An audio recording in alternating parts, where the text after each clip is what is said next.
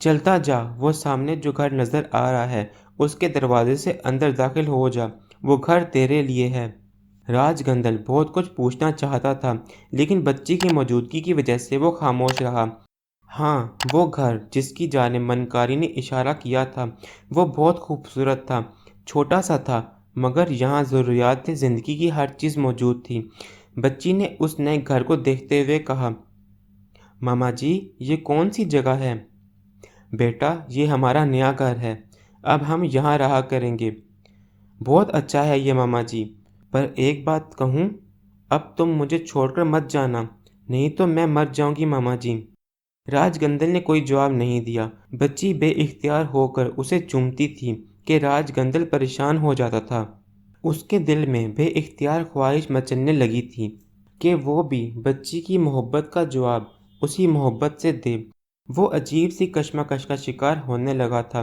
बच्ची के साथ यहाँ रहते हुए उसे कई दिन गुजर गए। मनकारी पूरे का पूरा शैतान था, एकदम से दूर हो गया था। हालांकि राजगंदल ने कई बार उसे आवाज़ें दी थीं, मगर वो नहीं आया था। राजगंदल बच्ची के साथ घर में ही रहता था और बच्ची के सवालात के जवाबात बड़ी मुश्किल से देता था। बच्ची उससे पूछती थी, मामा जी, तुम चले कहाँ गए थे? तुम तो रोज़ मेरे पास आते थे, मुझसे बातें करते थे। मामा जी, ये तो अच्छी बात नहीं है। तुमने यही कहा था कि नैना, मैं हमेशा तुम्हारे साथ रहूँगा। हाँ, वो बेटा बस थोड़ा सा काम था, चला गया था। नहीं मामा जी, अब मत जाना। राजगंदल बड़ा परेशान हो गया था। पहली बार उसे ये एहसास हुआ था कि वो भी किसी इंसान ही के घर पैदा हुआ था। ना जाने वो कौन से अवामिल थे जिसने उसके अंदर शैतान जगाया था। अब ये बच्ची उसके दिल में घर करती जा रही थी और कितनी ही बार उसकी सोचों में अजीबोगरीब तब्दीलियां पैदा हुई थीं। उसने सोचा था कि भाड़ में जाए ये सब कुछ, उसे भवानी शक्ति हासिल है। इस भवानी शक्ति को इस्तेमाल करते हुए वो अपने लिए एक घर बना लेगा और उस घर में इस बच्ची के साथ रहेगा। बच्ची ना शाहनवाज को मिलेगी ना अर्शिया को। ये इतनी प्यारी है कि इसे अपने मन में ही बिठाए रखने को मन चाहता है। कई बार उसने ये सोचा था। उसके अंदर परेशानियां घर करती चली जा रही थीं। अभी तक वो इस सिलसिले में कोई फैसला नहीं कर सका था कि उसे क्या करना चाहिए। उस दिन भी बड़े गुस्से से उसने कहा, मनकारी महाराज, गुरु माना है, सारे जीवन में कभी किसी को गुरु नहीं माना, खुद अपने आप को गुरु समझा है, और अब मैंने तुम्हें गुरु माना है तो तुम नखरे कर रहे हो, गुरुचना गुरुचना करते रहते हो। जो भी गुरुचना मांगोगे दूंगा तुम्हें महाराज, पर इस तरह मुझे मझधार में तो ना छोड़ो। ये बच्ची मेरा जीवन ही बदले दे रही है। सारा जीवन काले करतूतों में गुजरा है। अपने आप को शक्तिमान बनाने के लिए न जाने किस किस की गर्दन काटी है, पर अब तो मेरी ही गर्दन कट रही है महाराज। बताओ तो सही कि मैं क्या करूं। मेरा तो मन अब ये चाहता है कि बुराई करना छोड़ दूं और इस बच्ची को अपने कलेजे से लिपटा कर जीवन बिता दूं। ये एक नया जीवन होगा मेरे लिए मनकारी महाराज।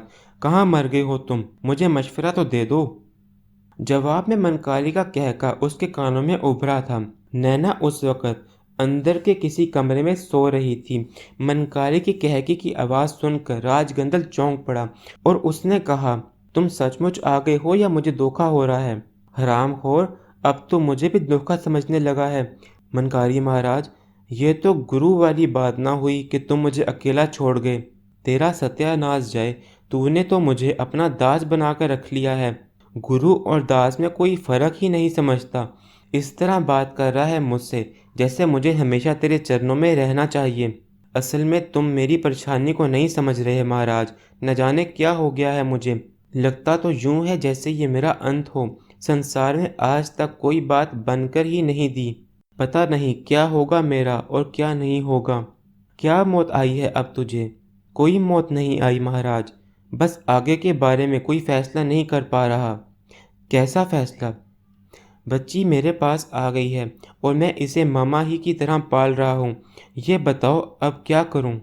जवाब में मनकारी कहके पर कहके लगाने लगा, फिर बोला, अच्छा चेला है भाई मेरा, एक एक कदम मुझसे पूछकर चल रहा है। तेरे मन में असल में बच्ची के लिए प्रेम आ गया है जो तुझे परेशान कर रहा है। ऐसी ही बात है महाराज। राजगंदल, जीवन में कितनों को बदनाम किया है तूने, कितनों को जीवन से मुक्ति दी है, कितनों को परेशान किया है, कुछ याद है? बहुत सौ को महाराज, याद करने को मन ही नहीं करता। और अब तेरे मन में प्यार की जोत जागी है। पागल के बच्चे, जब मंच काले धर्म में कदम रखता है तो सबसे पहले कौन सी कसम खाता है, याद है? हाँ महाराज, याद है। वो यही कहता है कि तन मन धन सब उनका है जो संसार में महासाबली के दास हैं। रहम नाम की कोई चीज़ अगर मन में हो तो महासाबली का ज्ञान नहीं मिलता। ये सौगंध खाई जाती है और अब तू उस सौगंध से मुंह मोड़ रहा है। मैं मुंह मोड़ नहीं रहा महाराज, मैं तो बस आपका आशीर्वाद चाहता हूँ। आशीर्वाद ही आशीर्वाद है राजगंदल। संसार में हर मनुष्य को जीवन के साथ साथ बड़ी कठिनाइयों का सामना करना पड़ता है। उन्हीं कठिनाइयों का नाम जीवन है, और जब वो जीवन त्याग देता है तो समझ ले कि फिर कुछ बाकी नहीं रहता। मगर मैं तो महाराज अमर बनना चाहता हूँ। चाहने को तो संसार वाले न जाने क्या क्या चाहते हैं। मनकारी से ज्यादा ख्वाहिशमंद होगा तो जीवन का, जिसने ऐन उस समय जब उसे ज्ञान ध्यान सिंहासन मिलने वाला था जीवन गवा दिया। मेरे मन में जानता है सबसे बड़ी इच्छा क्या है? मेरा मन चाहता है कि एक बार फिर संसार में मनकारी का राज हो। बड़ी बड़ी ताकतें मनकारी के चरणों में शीश झुका दें। पर तूने देखा, एक जरा सी भूल मंच को कहां से कहां ले जाती है। चल छोड़ अपनी बात, मेरी बात सुन पागल।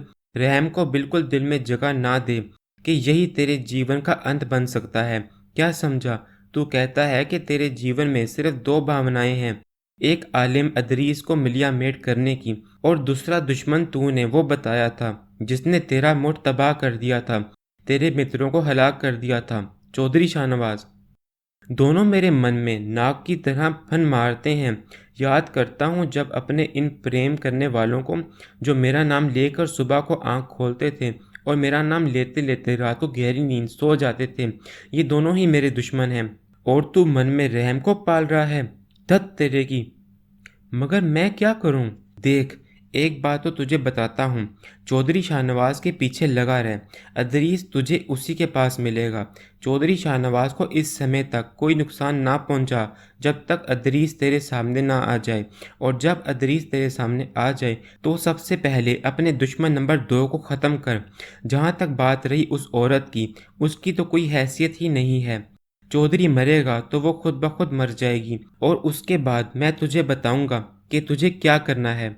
बल्कि तू क्या करेगा, मुझे खुद ही करना होगा। मुझे बताते रहे महाराज, आपकी हर बात मेरे मन में कील की तरह चुभती रहती है। वो लड़की जिसे तू पाल रहा है उन लोगों के कब्जे में नहीं जानी चाहिए। क्या समझा? हम उसे भवानी देवी के चरणों में झुकाकर अपना मर्तबा बढ़ाएंगे। वो देवी होगी एक दिन इस संसार में बड़े बड़ों के सर झुका देने वाली। वाह, क्या दिमाग पाया है तुमने मनकारी महाराज, वाह। मनकारी खुद ही अपनी तारीफें करने लगा। राजगंदल उसे देख रहा था। मनकारी कितना खुश नजर आ रहा था। राजगंदल को इसका अंदाजा हो रहा था। तो फिर अब मैं क्या करूं, मुझे बताइए। बताता हूँ, मरा क्यों जा रहा है। सबसे पहले मन से प्रेम की बीमारी निकाल दे, उसके बाद संसार में जो कुछ कर सकता है कर। बच्ची तुझे प्यार से मामा जी कहती है। जिस वक़्त उसके मुंह से तेरे लिए मामा जी का लफ्ज़ निकले, 2 थप्पड़ लगा उसके गालों पर, ताकि उसकी आंखों में खौफ उतर आए, और जब वो तेरे सामने रो रो कर आंसू बहाए तो तू उसे बेरहमी की निगाहों से देख। मैं समझता हूँ कि तेरे लिए ये इम्तिहान की घड़ी है। जब इस इम्तिहान से गुजर जाएगा तो आगे देखेंगे कि क्या करना है, समझा? मनकारी ने कहा। राजगंदल दहशत ज़्यादा निगाहों से उसे देखने लगा। काफ़ी देर तक वो सोच में डूबा रहा, फिर बोला, लड़की को उसके माता पिता के सामने ले जाऊं या नहीं? इस सवाल पर मनकारी खुद भी सोचता रहा, फिर बोला, वही कर जो मैंने कहा है। क्या? उस औरत का धर्म बदल। अगर वो अपना धर्म छोड़कर भवानी पंथ में आ जाए तो ये भवानी देवी के लिए भेंट होगी। वैसे तो तूने उसे कंठ जल पिला तो दिया है। हाँ महाराज, वो भवानी देवी के चरणों में झुक भी गई है। तो एक और काम कर, मनकारी ने शैतानी लहजे में कहा, और राजगंदल उसे सवालिया नजरों से देखने लगा। मनकारी शैतानी अंदाज में मुस्कुरा मुस्कुरा कर उसे अपना मंसूबा बताता रहा, और राजगंदल फिक्रमंदी से सुनता रहा। मनकारी ने उसकी शक्ल देखकर कहा, बूथी बनी हुई है तेरी। मेरी तजवीज़ पसंद नहीं आई। ये बात नहीं है, राजगंदल ने कहा। फिर? बस मुझे शाहनवाज से डर लगता है। उसके गले में जो तावीज़ पड़ा हुआ है वो कुछ करने नहीं देता। उसकी भी तरकीब है, मनकारी ने कहा और दोबारा राजगंदल से खुसर फुसर करने लगा। शायद कोई और खौफनाक मंसूबा बना रहा था वो। मनकारी देर तक उसे कुछ समझाता रहा और उसके बाद बोला, देख राजगंदल, मैंने तुझसे बड़ी मोहब्बत की है, मगर मुझे यूं लग रहा है कि जब से ये बच्ची तेरे पास आई है तेरे अंदर कुछ तब्दीलियां रूनुमा होने लगी हैं। इससे पहले क्या कभी तूने किसी बच्ची को नहीं देखा? देखा है महाराज, बल्कि बहुत से बच्चों को मेरे हाथों नुकसान भी पहुंच चुका है, पर इस हत्यारी ने न जाने मेरे मन पर क्या असर डाल दिया है। मैं ये कहता हूँ कि दूसरे काम करने से पहले तू अपने मन से इस बच्ची का प्रेम निकाल। अगर तू ऐसा ना कर सका तो समझ ले मुसीबत में गिरफ्तार हो जाएगा। कर दूंगा महाराज, आप चिंता ना करें, राजगंदल ने कहा। मनकारी के जाने के बाद वो देर तक सोचता रहा था। मनकारी का कहना बिल्कुल ठीक था। सब कुछ भस्म हो गया था उसका। शाहनवाज और बाबा अदरीस के हाथों इन दोनों ने क्या कुछ नहीं छीन लिया था। कितनी बड़ी हैसियत थी उसकी, लोग उसकी पूजा करते थे, लेकिन अब ये पूजा मिट्टी में मिल गई थी और ये सब उन्हीं दोनों की वजह से हुआ था। और ये बच्ची उसके दुश्मन नंबर 2 की थी। कैसे तड़प रहे हैं शाहनवाज और उसकी धर्म पत्नी अपनी बच्ची के लिए। राजगंदल ने एक बार फिर अपने अज़म को ताज़ा किया। जो कुछ उससे छीन गया था उस पर गौर किया और उसके बाद वो मनकारी के मंसूबे पर अमल करने के लिए तैयार हो गया। वो बैठा हुआ था कि बच्ची पीछे से आई और उसने राजगंदल के गले में बाहें डाल दी। मामा जी, हमें सैर को ले जाओ, बहुत दिन से हमने सैर नहीं की है। राजगंदल ने उन सफ़ेद सफ़ेद मक्खन मलाई जैसे हाथों को देखा और उसका दिल चाहा कि उन्हें चूम ले, लेकिन दूसरे ही लम्हे मनकारी की नसीहतें याद आ गईं। वो पलटा और उसने बच्ची को उसके खूबसूरत बालों से पकड़कर सामने कर लिया। शहर की बच्ची, बहुत दिमाग खराब हो गया है तेरा, चल हट पीछे। यह कहकर उसने बच्ची के फूल से रुखसार पर एक थप्पड़ रसीद कर दिया। बच्ची की आंखों में शदीद हैरत के आसार उभरे। वो गाल पर हाथ रख कर फटी फटी आंखों से राजगंदल को देखने लगी। फिर उसने गाल से हाथ हटाए और दोनों हाथ आगे करके बोली, माफ़ कर दो मामा जी, आइंदा कभी सैर की बात नहीं करूँगी। मामा जी, गलती हो गई मुझसे, आप नाराज़ मत हों। अब कभी मैं आपसे सैर की बात नहीं करूँगी। उसकी आंखों में आंसू तैर रहे थे। गाल पर थप्पड़ के निशान उभर आए थे। वो एक एक कदम पीछे हट रही थी। उसकी हैरानी, उसका अंदाज राजगंदल को बहुत अजीब लग रहा था। यहाँ तक कि वो दूसरे कमरे में चली गई और अचानक ही राजगंदल की आंखों से भी आंसू उबल पड़े। क्या करूं मैं भवानी देवी, मैं क्या करूं? मैं अजीब मुश्किल में पड़ गया हूँ। मेरी सहायता कर भवानी देवी। उसने भवानी देवी के मुजस्मे को निकाल कर सामने रखा और उसके आगे हाथ जोड़कर दोजानो हो गया। न जाने कब तक वो इसी तरह बैठा हुआ भवानी देवी से क्षमा मांगता रहा, उसके चरणों में प्रार्थना करता रहा कि उसके मन को राजगंदल का मन बना दे, उससे ये मुश्किल टाल दे। बहुत देर तक वो उसी तरह बैठा रहा। बच्ची की कोई आवाज़ नहीं आ रही थी। फिर थोड़ी देर के बाद वो अपनी जगह से खड़ा हुआ और उसने करख्त लहजे में कहा, नैना। बच्ची सामने आ गई। वो उसे देखने लगा। सफ़ेद गाल पर उंगलियों के निशानात अब भी उभरे हुए थे। उसने कहा, चल तैयार हो जा, मैं तुझे सैर के लिए ले जा रहा हूँ। मामा जी, सुन, जो तुझसे कह रहा हूँ वो कर। चल, आज तुझे कुछ लोगों से मिलाता हूँ, उसने कहा और बच्ची ने गर्दन झुका दी। वो उसके पास से हट गई थी। राजगंदल अपने आप को भरपूर तरीके से संभालने की कोशिश करता रहा। फिर जब वो बाहर आई तो वो उसे लेकर चल पड़ा। उसकी मंजिल अब शाहनवाज की कोठी थी। रात का वक़्त था। शाहनवाज वैसे ही कच्ची नींद सोता था जब से अर्शिया की हालत बिगड़ी थी। बड़े अनोखे तजुर्बात हो रहे थे। उस वक़्त भी वो नीम गनूदगी की सी कैफियत में था कि अचानक ही अर्शिया उसे अपनी जगह से उठती हुई नज़र आई और वो चौंक कर सीधा हो गया। अर्शिया के चेहरे पर कोई ख़ास बात नहीं थी। वो बिस्तर पर पाँव लटका कर बैठ गई और फिर उसने आहिस्ता से कहा, शाहनवाज, तुम जाग रहे हो? हाँ अर्शिया, खैरियत तो है। तबीयत ठीक है तुम्हारी? शाहनवाज, मैं ठीक नहीं हूँ। मैं क्या करूँ? मेरी समझ में कुछ नहीं आता। शाहनवाज, कभी कभी तो मेरा दिल चाहता है कि मैं खुदकुशी कर लूँ।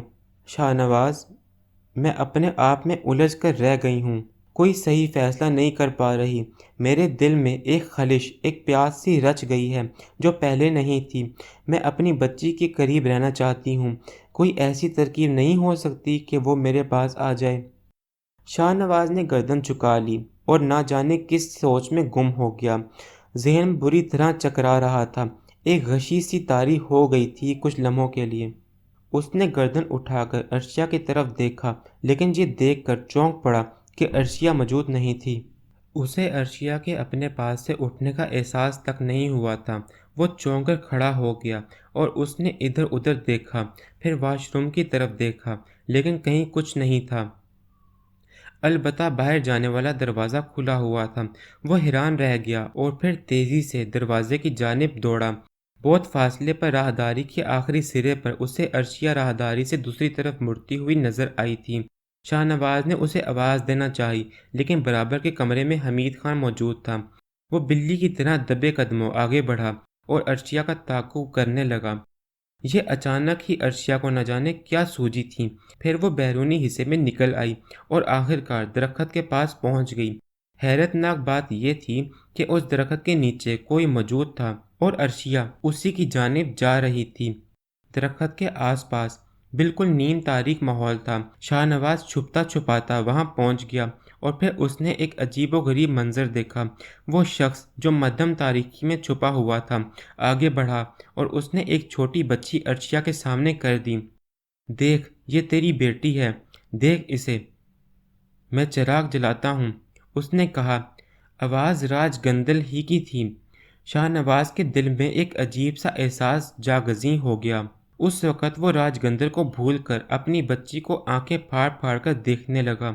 उसका दिल कह रहा था कि ये उसी की औलाद है। उसके दिल में आरज़ू मचल रही थी कि वो दौड़कर उसे अपने बाजुओं में ले ले, और फिर वो बेइख्तियार हो गया। बरक रफ्तारी से आगे बढ़ा और बच्ची के पास पहुंच गया। उसने बच्ची को अपनी गोद में उठा लिया। राजगंदल इस दौरान चिराग रोशन कर चुका था।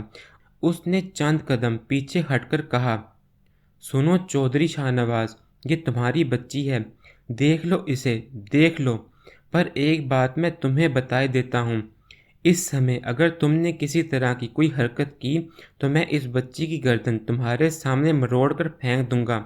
तुम 10 कदम पीछे हट जाओ और तुम्हारे पास जो तावीज़ है उसे पीछे हटा लो और इस्तेमाल मत करो। देखो, मेरे पास भी शक्ति है। तुम्हारी ज़रा सी लग़्ज़िश बच्ची को हमेशा हमेशा के लिए इस संसार से दूर कर देगी। जो कुछ मैं कह रहा हूँ वो तुम्हें करके दिखाऊंगा। नहीं राजगंदल, नहीं, ऐसा मत करो। मैं इसे जी भरकर चूम लूँ, प्यार कर लूँ मैं इसे, शाहनवाज ने कहा और बच्ची को चूमने लगा। बच्ची घबराकर रोने लगी थी। दोनों इस तरह बेइख्तियार हुए कि देखने वाली आंख अपने आंसू ना रोक सके। राजगंदल मजीद कुछ कदम पीछे हट गया था। वो अजीब सी कैफियत का शिकार था। फिर चौधरी शाहनवाज ने कहा, राजगंदल, ये बच्ची हमें दे दो। तुम जिस तरह कहोगे हम तुम्हारा नुकसान पूरा करने के लिए तैयार हैं। मैं तुम्हारा मुठ दोबारा बनवा दूंगा, लाखों रुपए दूंगा, जो कुछ तुम चाहो कर सकते हो। जवाब में राजगंदल हंसने लगा। फिर उसने कहा, ये अच्छा किया तुमने चौधरी शाहनवाज कि मेरे डूबते हुए मन को सहारा दे दिया। अरे बेवकूफ़, तू क्या समझता है रुपए पैसे की चिंता है मुझे? मैं ऐसा मुठ बनवा सकता हूँ कि संसार में उस जैसा कोई दूसरा ना हो। पर तू मेरे वो मित्र मुझे लाकर दे सकता है जिन्हें तूने हलाक कर दिया था? नहीं, नहीं दे सकता राजगंदल, लेकिन जो होना था वो तो हो चुका है। अब तुम मुझे माफ़ कर दो। कर सकता हूँ, पर हर चीज़ की एक कीमत होती है, और वो कीमत ये है कि तुम दोनों अपना धर्म बदल दो, भवानी पंथी में आ जाओ। समझे? मैं तुम्हें बताऊंगा कि धर्म कैसे छोड़ोगे तुम अपना। देख राजगंदल, ऐसी बात मत कर। मुआवजा तो देना ही होता है। वो बाबा अदरीस तो कहीं चूहे की बिल में जा घुसा है, उसे भी तलाश करना है मुझे। तुम दोनों ने मिलकर ही मेरा सत्यानाश किया है। उसे तो मैंने दरबदर कर दिया, अब तुम्हें भी मैं इतनी आसानी से तो नहीं छोड़ूंगा। धर्म बदलो अपना। तुम्हारी धर्मपत्नी तो भवानी पंथ में आ चुकी है। ये भवानी मंदिर में जाकर रहेगी और देवदासी बन जाएगी और दिन रात भवानी देवी की पूजा करेगी। ना कर ऐसा राजगंदल, समझौता कर ले मुझसे। मजहब तो अपना मैं नहीं छोड़ सकता।